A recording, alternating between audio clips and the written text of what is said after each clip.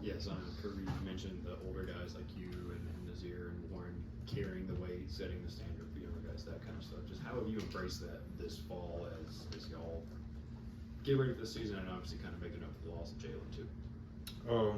Really just taking it and ran a full head of steam with it. Me, Nas, and Warren, like we talk about it privately. Like we know that we have to be the vocal point of our defensive line and defensive front. And we've talked about it all camp, talked about it going into the season, and it's just a thing that we all pride ourselves on. And we know it's a big thing that we got to take on. Zion, how do you feel like fall camp went for you, and what do you sort of envision your role being on this defensive line this year? I had a very productive fall camp. I feel like I was very good in my leadership. It was very tough times, a lot of hot days. So that was the guy that was trying to get everybody through and push the guys and tell them, hey, just win this situation, win that situation. If it was third down, 2 minute, things like that. And I really prided myself on that this camp, and I feel like I got better at that. So I feel like it's gonna take us a whole lot, a long way throughout the season. Zion, you go up against this offensive line every day, and there are many moving parts to it. But just what makes this group great this year? Just the maulers that we got up front, and it's just not in just our first group, second group as well. Our first two or three groups can go to any school in the country and play. I feel like, and that's what we pride ourselves on here at University of Georgia. If a guy goes down, next guy got to be able to step up. So we really believe and pride ourselves on that. Zion, how big has Trey Scott been for your development, and what's the biggest thing that stands out about him to you as a coach? He's been huge for me. He's done things for me like outside of football, just like a mental and mindset type of thing. Just helped me attack my everyday life.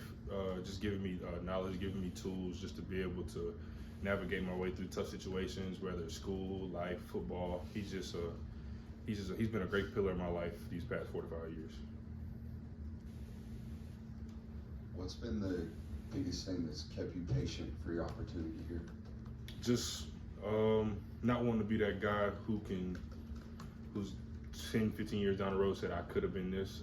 I just always waited my turn, and it's getting greater for me. And I know this season is what I really need to put myself in that next position to get to the next level. And as well as some other guys on this team like Dan Jackson, he's waited his time even with injuries.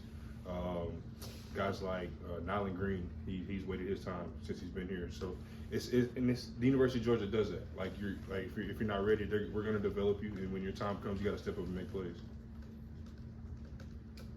You've been on some great defenses here the last few years. What's the potential this one? If we stick to what we do, stick to who we are, this defense can do some unbelievable things. We're very tight knit. We're very tight knit defense as any other year. I just think that we're connected more than a lot of teams, like offensively and defensively. Not just speaking on defense, but I think our connection is really going to take us to where we want to be. Yeah, with all the adversity y'all faced in fall camp, with the heat and tough situations, do you remember a specific time for you where you had to step up as a leader and either bring younger guys through it, help the older guys push through it? Do you remember a specific instance from fall camp for you? Shoot, I'll probably go back to our first scrimmage. That was probably one of the first hot days that we experienced. And not just on the defensive side of the ball, offensive side of the ball was kind of sluggish a little bit too.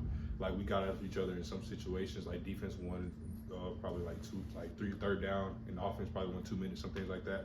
And it was just being that vocal guy that guys can look up to and be like, okay, I hear you, and we really got to get better at this. So I feel like that was probably one of the earlier times that we've seen it.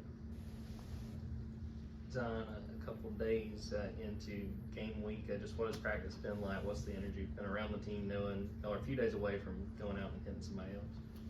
Game prep has been great. Coach Smart came in on Monday, and he was like, practice for game week versus from a fall camp practice is two different things, and guys got to lock in. It's time for the foolishness, it's time for the silliness to go out the door. You got to come in with a workman's attitude, hard hat, and with lunch pail. And I feel like guys have really clicked into that. We've had really two good solid days, and so we just got to finish the week out right, and then just go ahead, get ready for Saturday. You've been used to going up against Stetson the past 2 years, hearing his voice at the line of scrimmage and stuff like that. What have you seen from Carson in terms of just commanding the offense? voice leading the offense and just locker presence from your perspective as a D lineman?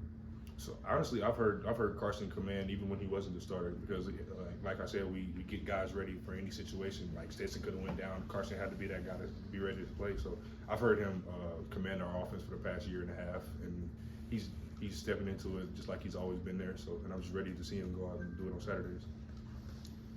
Kirby said he announced in the team meeting before practice today that Kyrus made the Titans roster.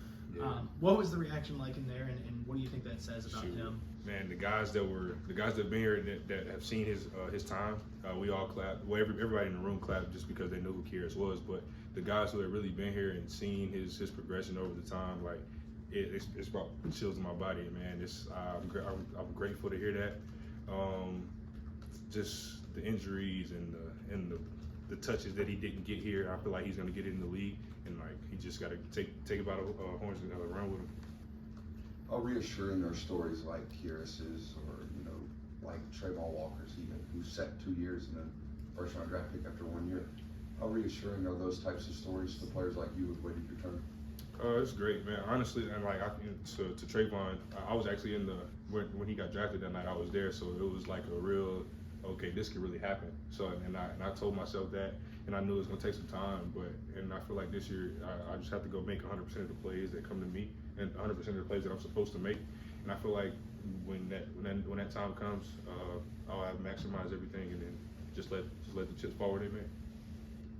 What are your impressions so far of Jordan Hall, and even how far he's come since he first got here to get ready for his freshman year? He's come very far, just as a freshman, learning the defense, getting in shape, getting in playing shape.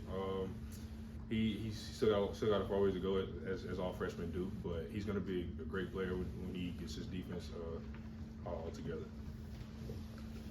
Yeah, as someone who knows what it's like to come in and learn how to play as a freshman and things like that, how difficult is that from a high school perspective where you're probably the biggest guy on the field, oftentimes a lot of the best player on the field, and then you come here to a place like Georgia where you have Trayvon Walker, Jalen Carter, and now yourself, Michael Williams, etc. How difficult of a transition is that?